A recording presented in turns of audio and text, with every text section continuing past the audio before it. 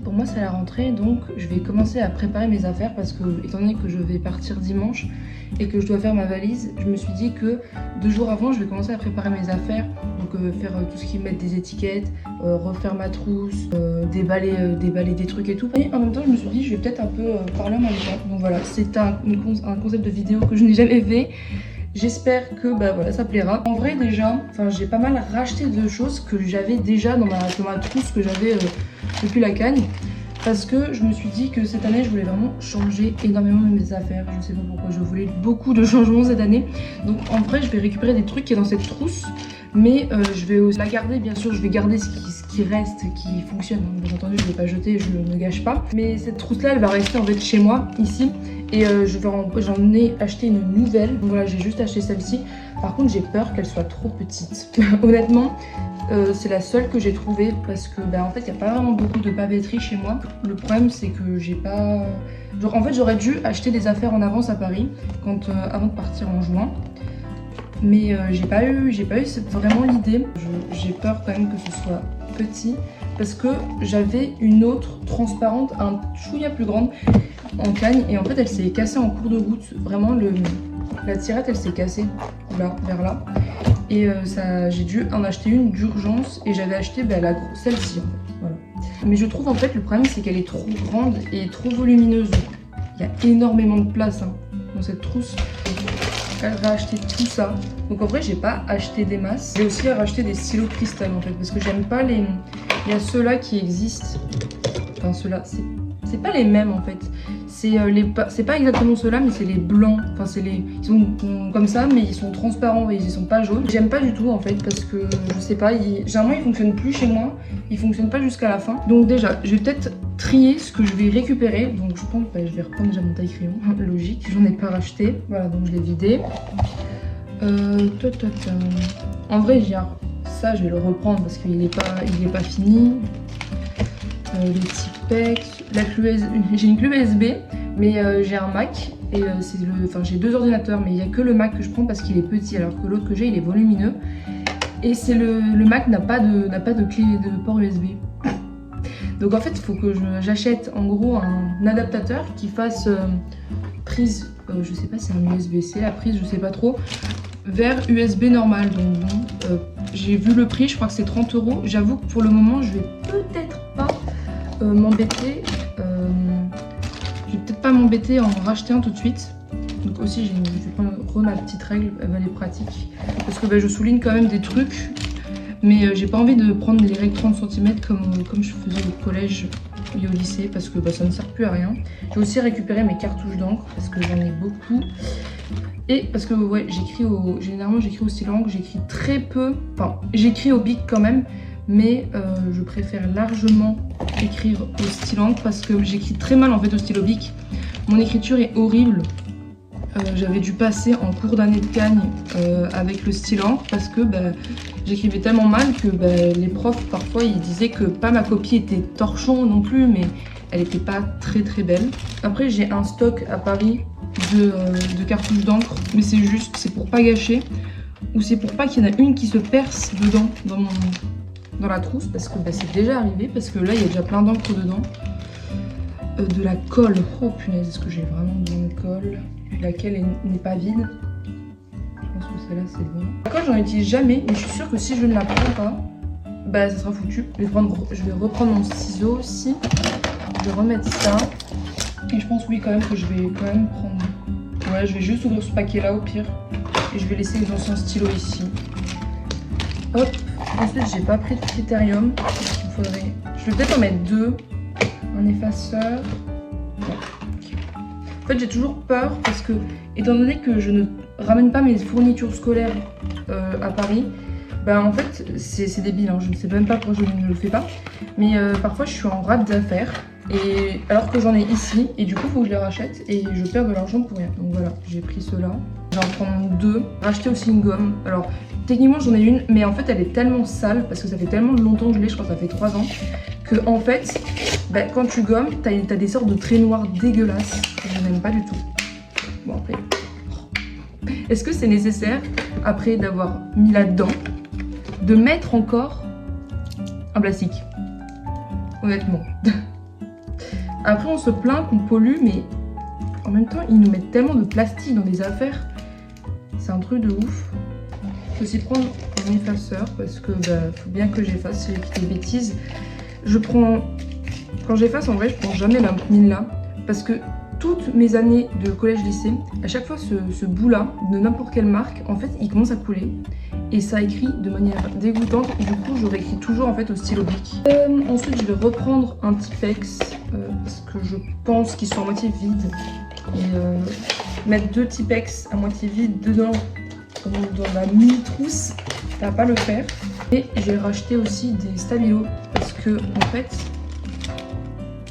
voilà, voilà, c'est une explication, belle illustration de ce qui m'arrive souvent en cours, c'est que en fait la mine elle se casse au bout d'un moment de ceux-là. Les gros stabilos, les normaux, en fait ils font pas ça et ceux-là si. Et je comprends pas pourquoi. Et c'est un peu embêtant en vrai. Parce que je ne force pas dessus en plus, hein, je fais très attention.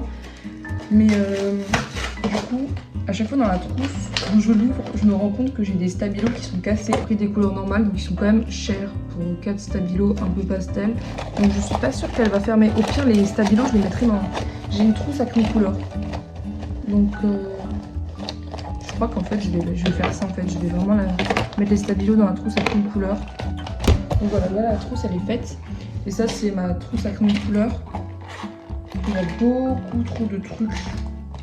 Donc ça aussi, je vais la trier parce que j'ai racheté le crème couleur parce qu'à force, il s'use, il y a des mines qui n'arrivent plus à se tailler parce que quand tu fais tomber tes crèmes couleur, au bout d'un moment, ils ne veulent plus colorer. Donc j'ai repris cette année des crèmes couleur. Mais voilà, après je recycle quand même pas mal mes affaires scolaires. Je suis pas non plus une personne qui dépense beaucoup dans les affaires. Genre j'achète juste des pochettes et c'est tout quoi. Donc voilà, j'ai pris ceux-là. Mais vraiment, il y a des crayons de couleur. Il y avait juste un beige en plus.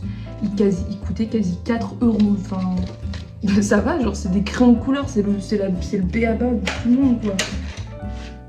C'est le premier truc qu'un enfant a dans la main, c'est un crayon de couleur. C'est même pas un stylo. Donc je vois pas trop pourquoi ça coûte aussi cher, mais bon. Donc voilà, ça c'est aussi une trousse que je crois que j'ai depuis le collège. Donc elle est un peu... je sais même pas qu'est-ce que...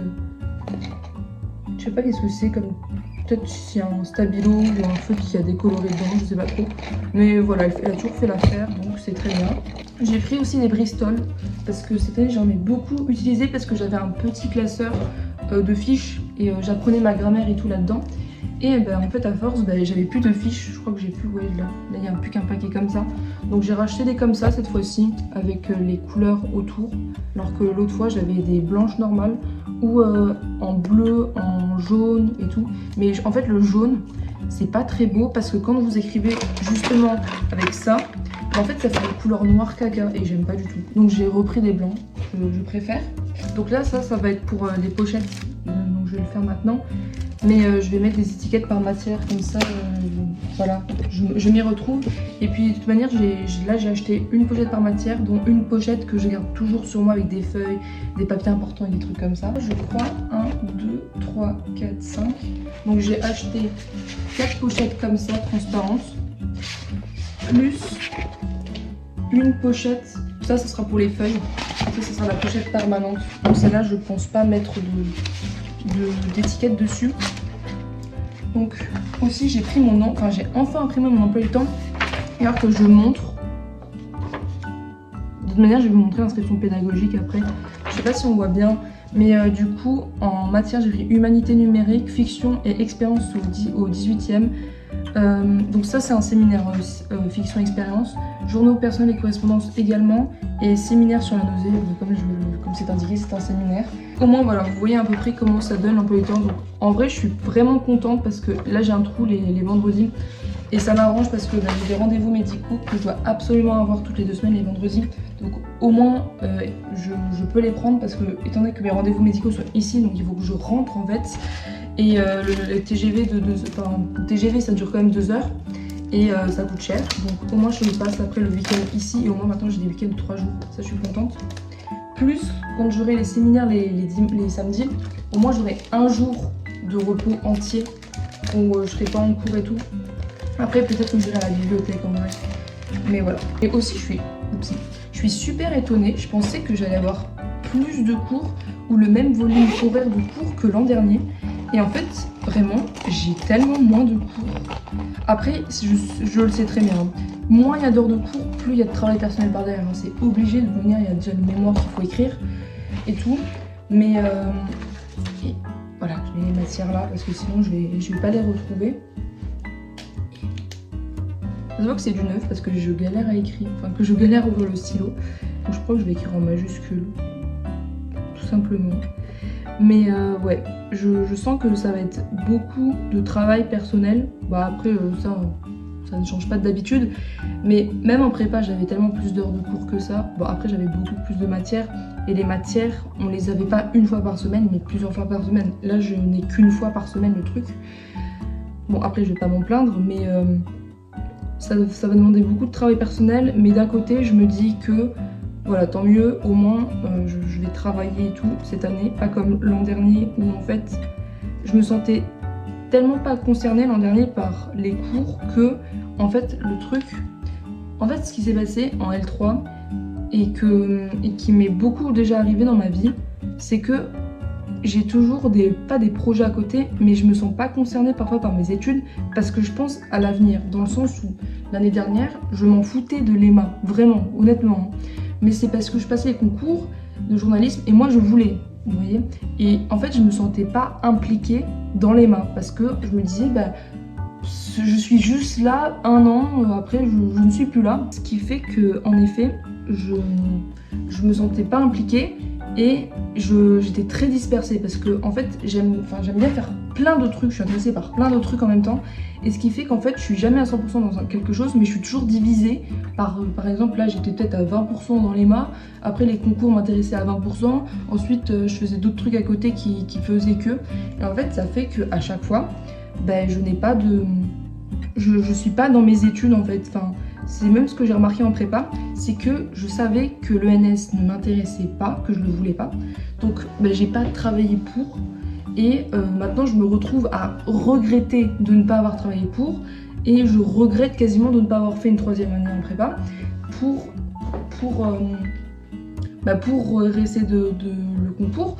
Mais en fait je me dis que ça se trouve j'aurais repassé les concours en 3e année, j'aurais pas eu de déclic comme je l'ai eu à la fin de cette année, et je me serais retrouvée à nouveau à chouiner en master, voire pas. Parce que je ne sais pas si vous savez, mais quand on est en prépa, en fait on est moins prioritaire en master que des gens qui sont déjà à la fac depuis au moins 1 an, parce qu'on n'est pas dans le système, et parce que par exemple je crois en géo, par exemple ceux qui font spé histoire géo, là, les historiens en prépa, bah en fait ils voient pas certains trucs, par exemple certains logiciels etc. Et c'est des prérequis pour rentrer en master d'historien ou de géographe. Et forcément c'est des gens qui seront moins pris, même s'ils sortent de prépa, c'est pas parce qu'ils sortent de prépa qu'ils ont plein d'expérience, hein.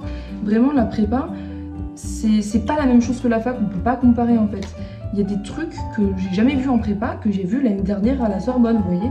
Et c'est pas pour autant que la prépa c'est nul, enfin que la prépa est nulle ou que la fac elle est nulle, c'est juste c'est 2 systèmes différents, c'est 2 mondes différents, et la fac, enfin la prépa on peut pas y rester à vie dedans parce que de toute manière en fait on n'aurait pas assez d'expérience. La prépa 2 ou 3 ans ça sert à rien de faire. Enfin, la prépa, à un moment, il va falloir la quitter, quoi. C'est ce que je voulais dire, surtout par là. Bien sûr que je sais écrire séminaire. Séminaire. Comment je vais caler mon N? Ouais. Ça se voit pas trop que j'ai oublié de mettre mon N. Et, cette année, c'est vraiment... Je me suis dit, cette année, je vais vraiment me focus. C'est-à-dire que moi, mon objectif, c'est vraiment d'avoir 14-15 de moyenne cette année parce qu'il faut que j'ai la mention bien pour en fait accéder plus tard pour faire une demande de doctorat à la Sorbonne. Et je pense même que ça se trouve, ils classent même les gens qui ont la mention bien, hein. Ceux qui ont des meilleures notes, je pense que c'est ceux qui seront pris tout de suite, parce que je pense qu'il y a quand même pas mal de demandes. Je ne suis pas encore trop renseignée sur le sujet. En fait, plus je speed à faire quelque chose, moi je le fais bien. D'ailleurs, la preuve, parce que j'ai mon étiquette, elle est pas parallèle. Bon, c'est pas grave, ça me stressera pendant un semestre et après j'oublierai. Cette année, il faut que je me canalise en fait. Si je veux donner de l'énergie à un truc, c'est mes études et ensuite ça sera autre chose. Et de toute manière, ce que j'ai fait, ça peut paraître un peu débile, mais j'ai vraiment fait une liste de trucs que je dois faire cette année et pas autre chose. C'est-à-dire que si je veux faire un autre truc, ça sera non.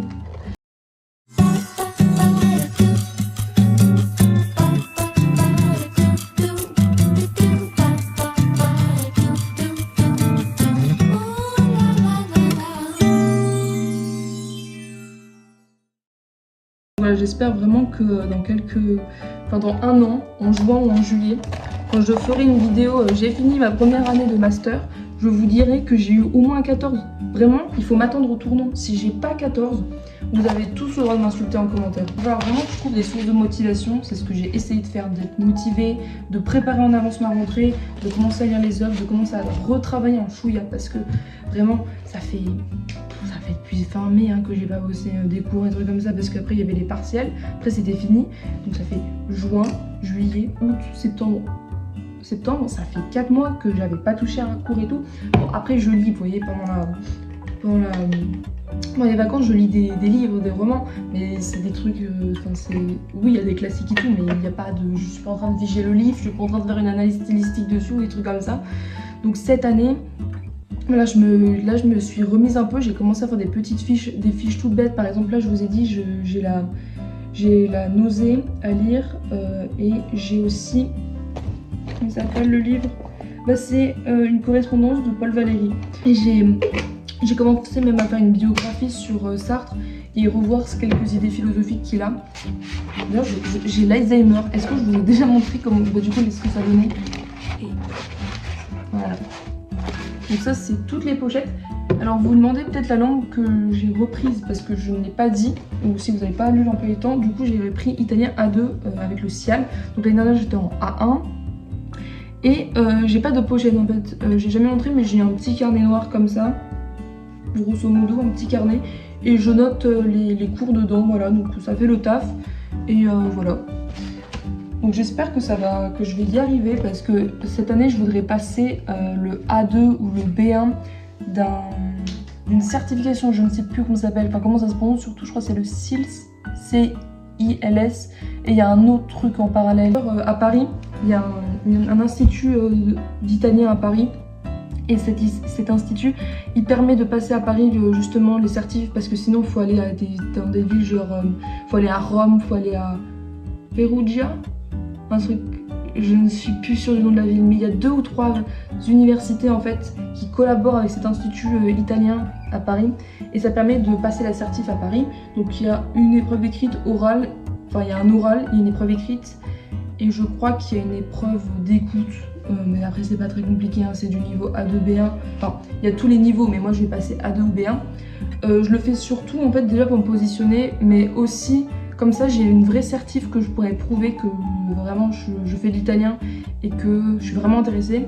Après je sais vraiment certifier que je suis en A2 ou B1 en italien, c'est un peu la honte. Donc pour l'instant je sais pas trop si je veux passer le A2 ou le B1. Le A2 je crois c'est 50 € et le B1 c'est 100 €. Déjà je vais voir le niveau du prix si j'aurai déjà les 100 €. Mais ouais voilà, donc pour l'instant on verra aussi comment ça se passe si je trouve le A2 trop facile à la Sorbonne. Dernier truc maintenant que je vais faire niveau je trie mes feuilles et tout, je fais mes affaires. Ça c'est ma pochette de l'année dernière, niveau feuilles. Et je vais tout trier, je vais remettre juste quelques trucs importants, par exemple tout ce qui est mettre des feuilles à carreaux et tout. Et ça sera bon. Je crois que je vais déjà mettre dans une pochette plastique en vrai mon M1 état. Je vais mettre dans une pochette en vrai mon emploi du temps parce que je sens que je vais le plier, le casser. Ça sent le pétrole, c'est normal. D'ailleurs, qui sent cette pochette plastique? Enfin, je suis une personne bizarre qui, parfois, quand j'ouvre un livre neuf, je sens son odeur. Alors, je sais pas si je suis un peu la seule personne zarbi ici, mais je sais pas si j'aime bien sentir les pages et les livres et tout, je sais pas. Un bon livre est un livre qui sent bon le papier. Pas à trouver le pli. Mais c'est dans ce sens-là. Ben oui, c'est forcément dans ce sens-là parce que le sens-là, il est bouclé.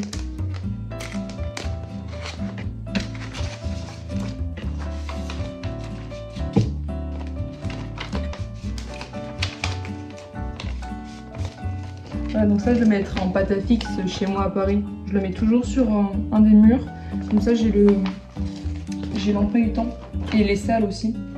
Mais Par contre, j'ai plus de cartouches d'encre et en fait, on a un emploi du temps, il y a un calendrier universitaire où vous avez toute l'année en fait, genre quand il y a les vacances, quand il y a les partiels et tout. Et là, il n'y a pas en fait. Enfin, c'est pas, je l'ai pas imprimé parce que je l'ai imprimé. Et vous voulez voir sa tronche? Je suis pas sûre que vous avez envie de la rencontrer sa tête. Ouh. Voilà, ça va être compliqué de lire. Donc pour l'instant, j'ai plus d'encre. Donc pour l'instant, tant pis, c'est pas très grave. Mais voilà, j'ai tout ça à trier.